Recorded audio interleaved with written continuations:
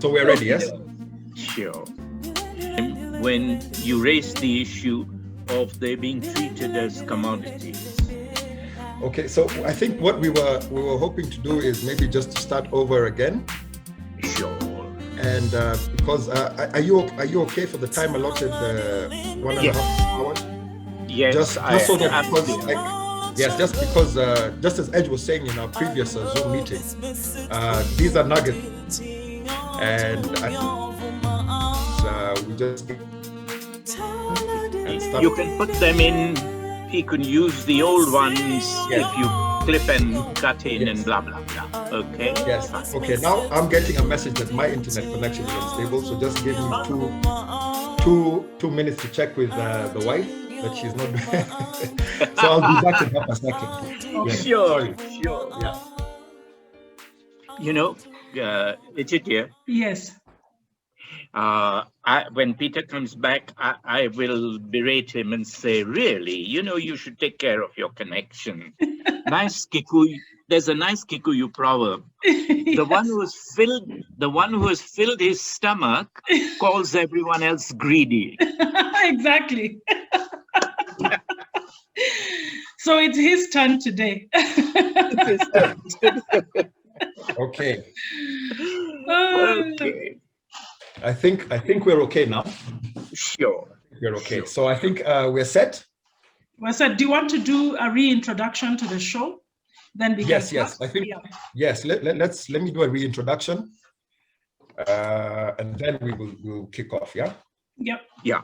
Peter, yes. The book Active in the Furtherance. Yes. Which you had mentioned. Yes. As one of my publications is being revised. And has never been launched. It is being revised and will come out under another title. So don't mention that title. That's the only thing. Okay, fine. That is done. Crossed out. Okay. We're set. So let's, Edge, we're ready? Good to go. Mr. Nowrojee, we're ready? Go. Excellent. Good to go. Hello, Karibu, and welcome to the Rustic Talent YouTube channel and our discussion program, Africa Rising. Today, we begin a brand new series, The History of Indians in the Diaspora. And we have a very, very special guest, perhaps the foremost authority on the subject, Mr. Pheroze Nowrojee. And Mr. Nowrojee is a leading human rights lawyer, poet, and writer who has played an instrumental role in the social and political movements for constitutional and social change in Kenya. He is the author of several books, including Dukawala and Other Stories, Zanzibar Plates, Conserving the Intangible, the Asian and African Identity in Kenya, Bombs, Ruin, and Honey, Journeys of the Spirit with Sudanese Christians, and the book that we're going to be centralizing much of our discussion today, A Kenyan Journey, published in 2019. So he's, in my opinion, the foremost authority on the subject that we're tackling today to launch our series, and we couldn't think of a better guest. Mr. Nowrojee is an advocate of the High Courts of Kenya, Tanzania, and Zanzibar. He's appeared in the High Courts of Uganda and Seychelles as well. He was born in Nairobi and studied business administration in Bombay. He attended Lincoln's Inn, where he became a barrister in 1965. He also attended Yale University, where he became a Master of Laws in 1974. He has taught at the universities of Dar es Salaam, Nairobi, and at the Kenya School of Law. And he has attained numerous awards over the years as well. Amongst them, the International Commission of Jurists, Jurist of the Year Award in 1995, the International Bar Association, IBA, Bernard Simon's Human Rights Prize, 2002 to 2004, the Law Society of Kenya Roll of Honor in 2005, the Maasai People's Safeguarding Rights Award in 2007, the CB Madan Constitution Prize of 2014. He is also the co-chair of the Asian African Heritage Trust and is a recipient of the BBC Africa Poetry Competition prize winner in 2001. So a real Renaissance man, a truly great man, truly great Kenyan and African. Mr. Pheroze Nowrojee, Asante sana for joining us. We are humbled and truly honored by your presence. Karibu, Peter. Thank you for having me. Thank you so much. And I'd also like to welcome my regular co-host, Ejidia Kariuki. Edge, how are you doing? Karibu sana. Thank you for joining me. Asante, really glad to be doing the walk around the village with you again, albeit this time on the digital channels. But I'm really looking forward to this interview. We've actually been planning for it for some time now, and I'm glad that we're here today because I think we're going to learn so much about this journey on the diaspora, the Indian diaspora communities in Africa and in Kenya. Absolutely, definitely. So, Mr. Nowrojee, or as I know that you prefer to be called Pheroze, perhaps we can start with a brief timeline of your family history before we delve deeper into your book, A Kenyan Journey. Sure. The family has been in Kenya, came from India in 1896, where my grand uncle was an engine driver to set up and drive engines on the Uganda Railway, as it was then called. That was the railway from Mombasa to Kisumu. And he then called his nephew, my grandfather, who joined him in 1900.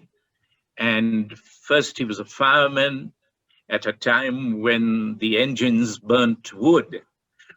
And so it was no sinecure. You pushed wood and carried it from tender to the boiler. And then he became a shedman, and finally he too became a driver. And he remained a driver till 1933 when he retired, and he died in Nairobi and actually on the railway in 1936. His son, my father, was born in Nairobi in 1905, and then in 1939 I followed my sister, my daughter and son, both in Nairobi after that.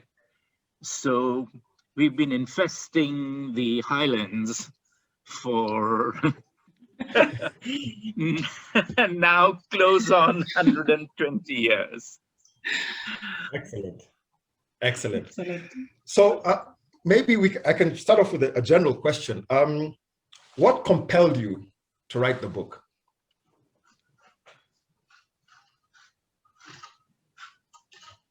The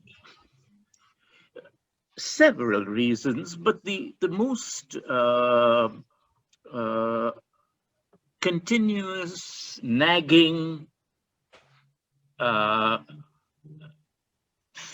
feeling to answer what kept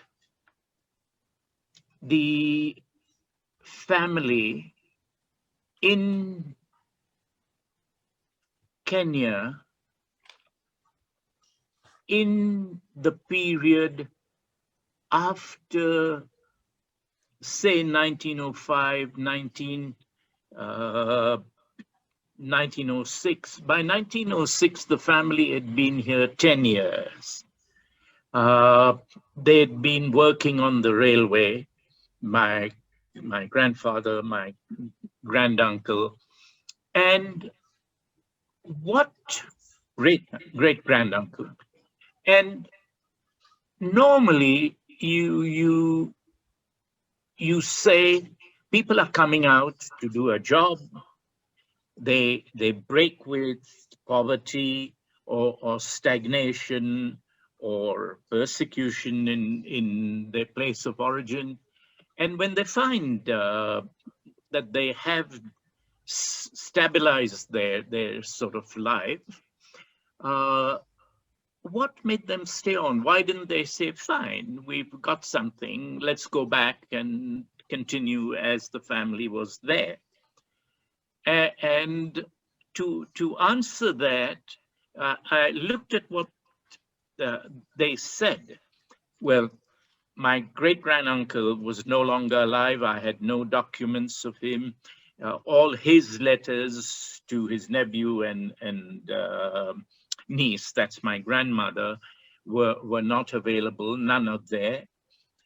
And so I had to look at what they were doing and try and piece the motivation behind their thing. So I looked at the conduct of both of them. Motabai, who was my great-granduncle, remained on. He came as a senior driver, but eventually he was the senior-most driver in the railway. And then he was posted on to Busoga, the Busoga Railway, which is from Jinja to Namasagali and onwards in Uganda. And there he was heading the locomotive department and so on. Eventually he reaches retirement age and retires and goes back to India in 1915. So he left the country only as an end to the work that he was doing. My grandfather, who joined in 1900, was entitled to a long leave of 6 months every 5 years. So come 1905, he had the choice of going back for the vacation, for the long leave, and then come back and continue. Two things were happening. He was earning better than he would if he had remained in India, more than I think he expected. And secondly, he was very highly thought of in the department. And he was being given the driving of the, when the Duke Connaught came, Victoria's son. And second, also in line of succession, and therefore a very, very precious load. He drove from Voy to Makindu.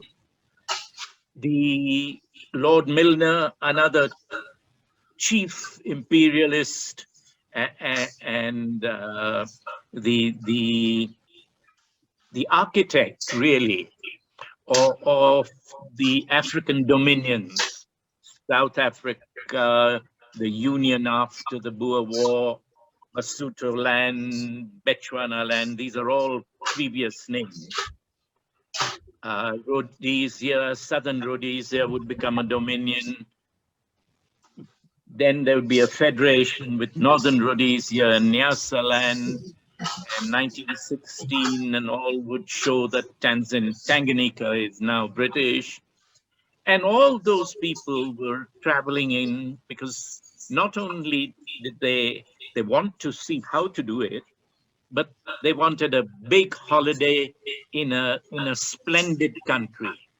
Big game, big landscape, and a big future. And so he was doing well.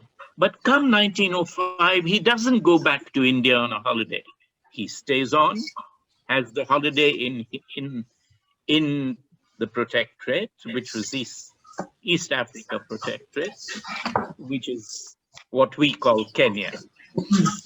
And then another 5 years, 1910, again, the leave comes around, he doesn't go back again. So I'm looking at this, I'm looking at what he is doing here. Why doesn't that he prefers to be here? And slowly I begin to see the children are now all born. My first auntie, 1903, my dad in 1905, my second aunt in 1908. And I can see this man has little connection left with India now. but a very solid connection being built up, being built. And that this is where he has found himself. This is where he sees himself as content. This is what he wants to do. This is his first job. And something is happening. And I explored that something. And I found it that in addition to the monetary well-being, in addition to the well-being of the family, this man was finding an attachment to the country in a way I think he didn't expect. And I found that he began to want to protect that attachment. He began to see that as the central aspect of the new life that he's created. So later on, as I began to see this, it took me many years to write a Kenya journey, which was about him and about the family and Kenya. So there were many things that I was looking at in this. And in this, I found my grandmother was similarly affected. She never hankered to go back to a life which she might have led in India. This was not only just like her husband's job was the first one, this was their first married home. This was her first home. This is where all three children are born. And as you know, it's very common for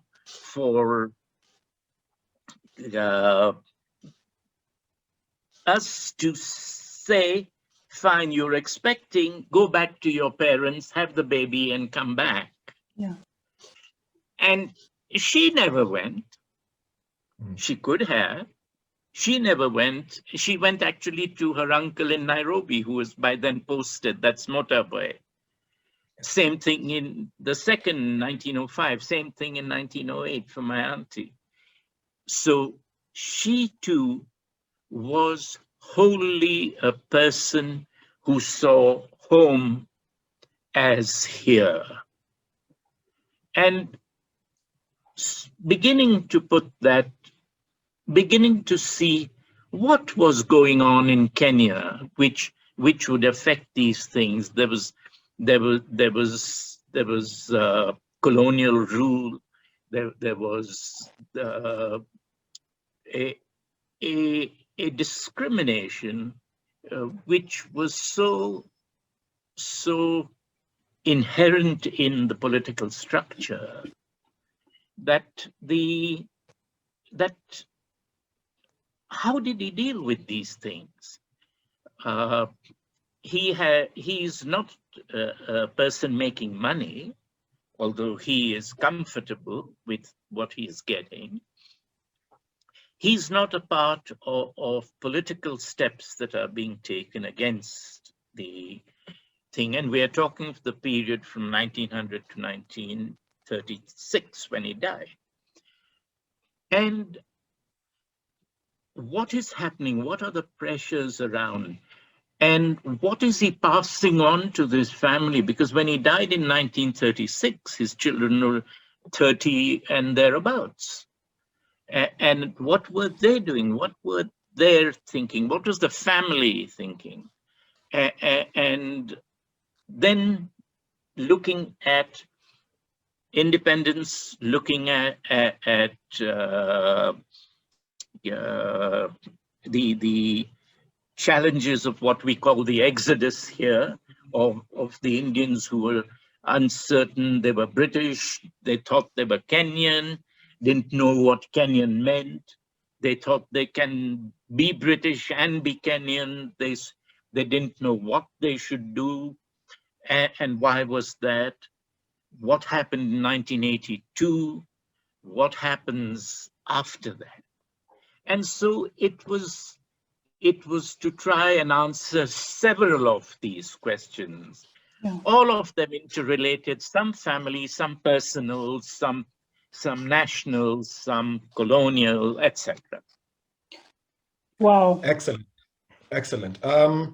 And for me, just to carry on this theme of identity and the sense of belonging that your grandfather developed in his stay here in Kenya was the certificate of domicile that he specifically asked for when he was due to return back to India after he had been unfairly treated by the governor. I think his name was Belfield, if I'm not wrong. Yeah, yes. And for me, it was a very poignant moment in the book because Pheroze, the senior grandfather, had already been here for 16 years, I believe. I think that was around 1916 when he had his the accident with the two locomotive trains.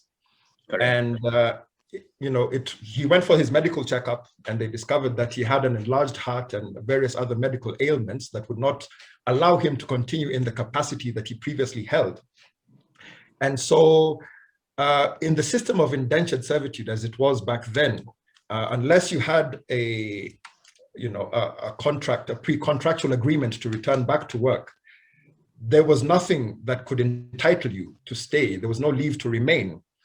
And so he specifically asked for this certificate of domicile, which granted him absolutely no legal rights at all and didn't give him the right to remain or the right to return. And for me, that was a very significant moment because it showed that he already had developed this connection to the land.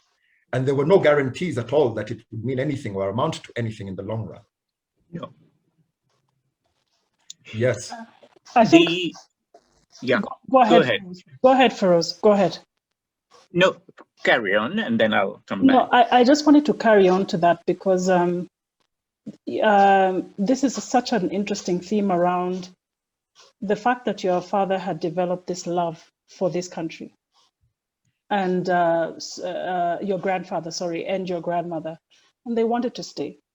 But tell us a little bit more about what it was like to be them at that in that period, because there was a lot of stuff going on around them, which I think rendered them almost less than human at times.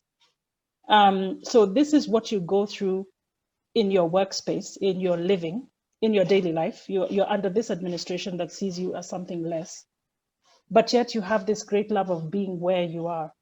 And I think in today's modern thinking, that would be almost a contradiction, that you cannot love where you are if you're being racially, discriminated against, and in some cases, even a lot of violence being perpetrated against you. So, I would just love insights into how was that balance? What was going on around them?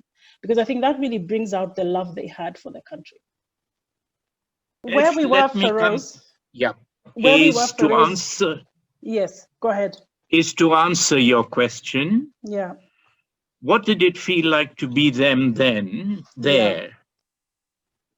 Yeah.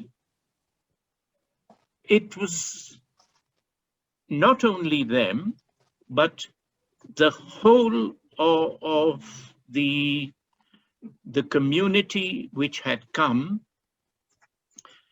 whether as indentured laborers, whether as indentured in as what we call subordinate staff, and I'll explain that in a moment, or whether as traders or whatever, this was an unprotected community. Yeah. Meaning that the ruling lot considered themselves under no obligation to take care of them either in terms of health or education or this, well-being, even physical protection. And that was the position in relation to all these people. Now, they were in different strata. The indentured labor, Peter, that recruited people to come over were unskilled laborers. Actually, they were highly skilled in terms of finally doing the work because they were repeating it. Yes. But they were unskilled in that there is no training for that. And that indentured labor, those are the persons we consider as indentured labor. Yeah. Yes. Above them was subordinate staff. So somebody who didn't physically dig the earth, bring the earth, put a rail on it, tighten the rail, and build bridges and all. Above that was people who were working in the telegraphs, engine drivers such as grandpa and great-grandpa, granduncle, and so on. They also were indentured. They also had contracts, but they had some protection. But the indentured labor was we needed to know where it came from, which is what you have asked me in any case. Yeah. And it is this. Up from the mid 1700s to the first quarter of the 1800s, the large producers of sugar required plantations. Yes. It wasn't cotton at that time. Yeah. It was sugar. And sugar required plantations. As the crop goes, you cut the cane, and it is then processed into a very, very lucrative thing. So that labor was slave labor. And so the sugar plantations in Mauritius, in Jamaica, Trinidad, Reunion Islands, all these had this labor, slave labor. But the movement to abolish slavery in Britain and in France succeeded in British territories in 1834. And so all that slave labor had to be freed and was freed. So many slaves moved away, a few stayed, and no longer was there any surety of getting further labor, but you needed it in thousands. So the alternative was to look for labor which could be in thousands, which could come and work on the plantation, not where they came from, not in Gujarat or Punjab or in Yanqing, Yes. and which was consistent so that it was promised for 5 years or 3 years or more. Because slaves had to be there forever. They had to come and work on the plantation, and they were not paid anything beyond the bare minimum of shelter and food. So they looked for this labor, and they found that they could try and recruit in countries like China, Yeah. poverty and large population, India, poverty and large population. And so for the British Empire, they looked there and began recruiting. And the recruitment was, now you would stay for a long time, a 5-year period. You would and you would have to go to where the sugar plantations were. So you would have to leave India and go there. But instead of it being quote unquote forced labor and unpaid labor, it was now contract labor. And indenture is another word for contract. So even now, till recently, even in Kenya, you had to have an indenture to settle land, certain parts of it. So it was a contract labor. And in 1834, the first of the batch of laborers who had signed contracts left Calcutta on a ship to go to Mauritius and landed in Mauritius on the 2nd of November, 1838. And they were then allotted different employers. They didn't even know their employers. And they went there. As this worked out, more indentured laborers were brought from Calcutta to Mauritius. And then French Réunion asked for that labor. So workers, indentured labor went to Réunion. Then the West Indies plantations, because also British territories, so people went from Calcutta to Mauritius, to Cape Town, to the West Indies, Jamaica, Trinidad, and the French colonies there, Grenadine, Martinique, also began to ask for that labor. Wow. And so Indian indentured labor went to all these places. South Africa for sugar. Then later on, rubber plantations, Malaya, and in different places. And then for construction of railways in South Africa. And finally in 1896, late in the century, indentured labor came to Kenya, again to build. So it provided this type of labor in place of what was slave labor in the preceding century. So all these factors began to create around indentured labor a particular system. And it is this system. Now, these employers did not care where the labor came from. They were forced to pay, but they kept it as minimal as possible. And they kept the conditions hardly better than slavery. So in Fiji, the conditions were very, very bad. In South Africa, they were very bad.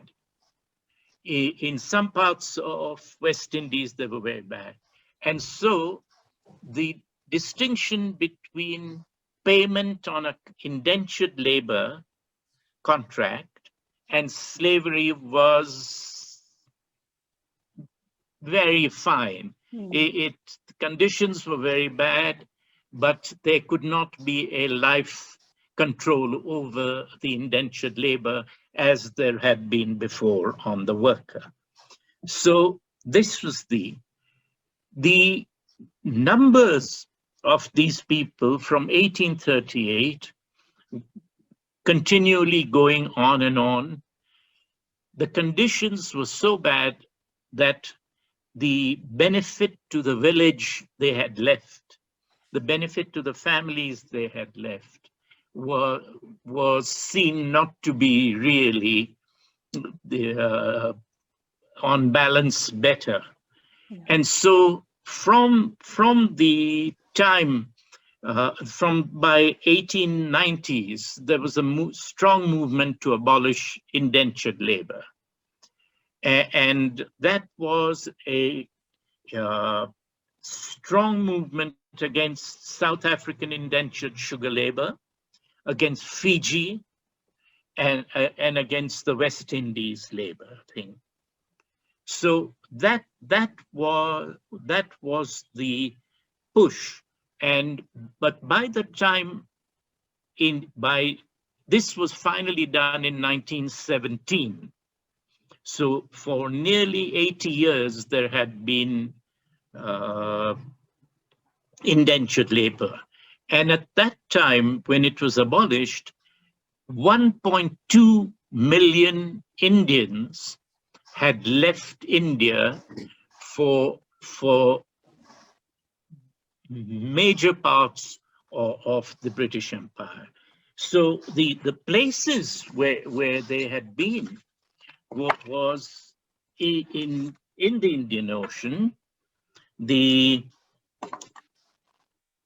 Mauritius, South Africa, Reunion, Fiji, Malaya, Dutch East Indies, West Indies, all of these places. So 1.2 million people and their descendants occupied and this was the origin of the Indian diaspora worldwide. Wow. And since then, all over these places. After that, there has been the others going. So now there are a large number of Indians in the UK by reason of different other histories, in the USA, in Canada, in Australia, and so on. So now the Indian diaspora is about 26 million all over the world and slowly rising. And they have been there roughly with different waves, but from 1838 onwards. And so they are a long time in many countries. And as you were asking, those edged that period from 1838 to early 1900, this was the reason why they were unprotected, because they came from poverty, they came from need, and although it technically was not forced labor, it was substantially close to it, because it was not an army taking them there, but it was poverty taking them there. And so these were the things. The subordinate staff had it better, but the subordinate staff also was not looked after. If they fell sick and they were not part, like shopkeepers were not part of the railway department or a plantation. And so at that time, this community began to look after itself. And that is exactly it has two things. You learn to be self-reliant. You learn to be happy being self-reliant, because being self-reliant brings you no interference from the government. It keeps your religion going. It keeps your food going. It keeps your clothes as you want to wear them. It keeps your language going. And so the community goes on. But the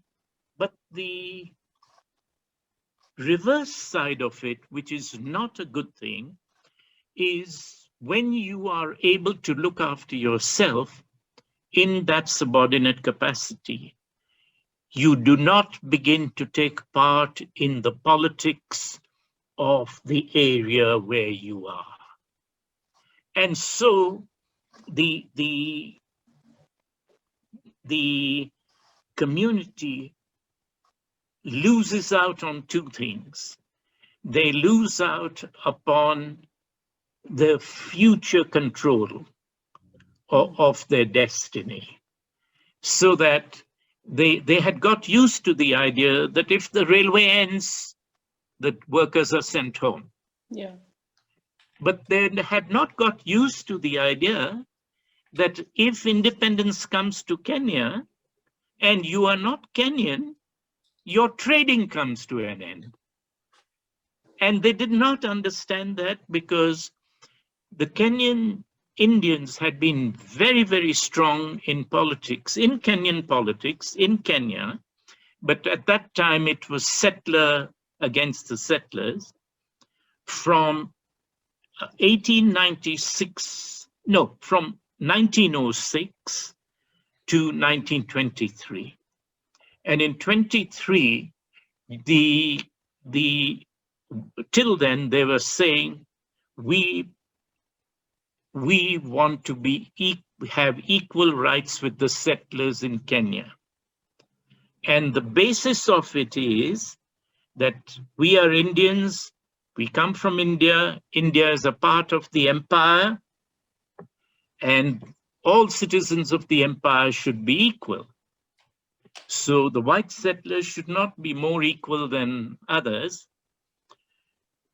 So that dispute and the challenge went in 1923 to London to be settled.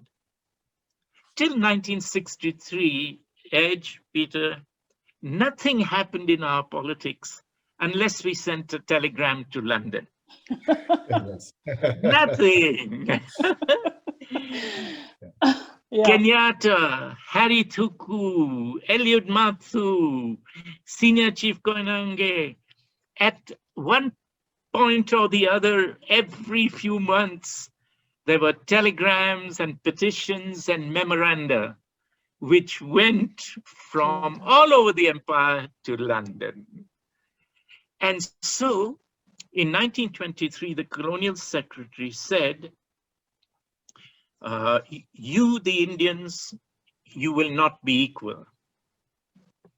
You, the settlers, you want self-government like South Africa and Canada, you will not have self-government. But they gave it to Southern Rhodesia 3 years later, in 1926. It was already there in South Africa and the Union in 1910. Yeah. So the Indian struggle brought the settler demand for self-government to an end, but it also brought the Indian demand for equality to an end. Again, two results. The fact that they could not get self-government, the Devonshire Declaration said, we can't give you self-government because the protectorate is primarily an African country and we hold it in trust for the inhabitants of the country. And that became the foundation for all our political events right up to 1963. But it brought the settler dominance to a halt. They didn't stop demanding it. But if that Indian struggle had not been there, and the Devonshire Declaration had not denied the settlers self-government, Kenya would have followed the route of Southern Rhodesia.